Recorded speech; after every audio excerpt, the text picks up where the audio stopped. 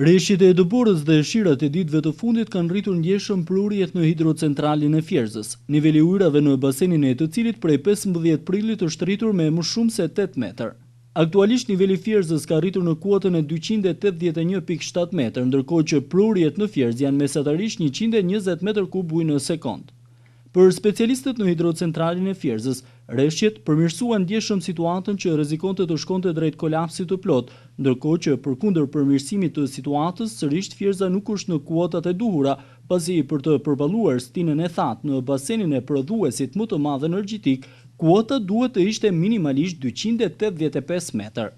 Burime nga brenda hidrocentralit të Fierzës bën të ditur se fal shfrytëzimit të energjisë nga importi, prej disa ditësh agregatët janë stakuar, çfarë le të kuptohet se aktualisht në hidrocentralin e Fierzës nuk prodhohet energji elektrike me qëllim krijimin e rezervave të domosdoshme ujore për përballimin e stinës së verës.